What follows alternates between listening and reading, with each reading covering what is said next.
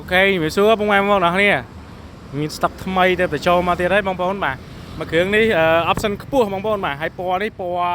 ទើបតែកាត់បានមកមួយគ្រឿងទៀតទេបងប្អូនបាទព្រោះពេលច្រើនក្នុងឃ្លាំងសម្បូរតែពណ៌ប្រផេះបងប្អូនណា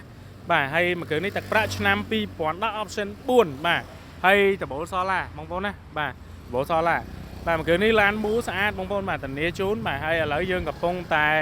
រៀបចំដាក់បាទកម្មញ៉ៃខាងក្រោមបាទហើយមួយគ្រឿងនេះជាប្រភេទឡានស្អាតបងប្អូនបាទអត់មានច្រេះអត់មានពុកទេបាទធានាជូនបងប្អូនណាបាទហើយសម្រាប់ option 4 double solar នេះបាទមកជាមួយនឹងបាស JBL បាទក៏ដូចជាកម្ដៅពូកបាទហើយក្នុងប្រផេះបាទស្បែកសិនតែម្ដងបងប្អូនណាមើលចាំងទ្វារបងប្អូនបាទចឹងសម្រាប់បងប្អូនដែលស្រឡាញ់ពណ៌ទឹកប្រាក់ហើយស្រឡាញ់ option ខ្ពស់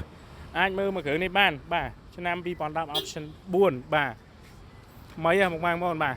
មកឥឡូវខ្ញុំបង្ហាញប្លុកម៉ាស៊ីនបាទ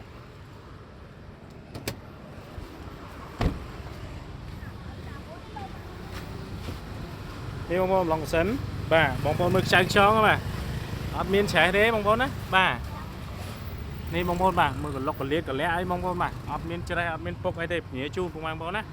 បាទអញ្ចឹងសម្រាប់បងប្អូនដែលស្រឡាញ់ពណ៌ទឹកប្រាក់ហើយចង់បាន option ខ្ពស់ហើយអាចមើលមួយគ្រឿងនេះបានបាទស្អែកហ្នឹងយើងរៀបចំធ្វើការប៉ូលាបងប្អូនណាបាទព្រោះឥឡូវយើងចាប់ពូកចាប់អីចូលហើយអញ្ចឹងនៅតែប៉ូលាទេបងប្អូនបាទហើយបាទសម្រាប់បងប្អូនដែលអាសាទុកឡានចោលបាទអញ្ចឹងគឺប្រើប្រាស់ដបូលសូឡានេះពិសេសមែនតើគឺវាជួយកាត់បន្ថយកម្ដៅនៅពេលដែលបងប្អូនរៀបនឹងចូលឡានបាទបើកមុខងារដបូលសូឡាទៅគឺវាជួយកាត់បន្ថយកម្ដៅឲ្យបងប្អូនណាបាទមកឥឡូវបងប្អូនមើលបាតក្រោមតិចបងប្អូនបាទទម្លាក់មកក្តៅហុយ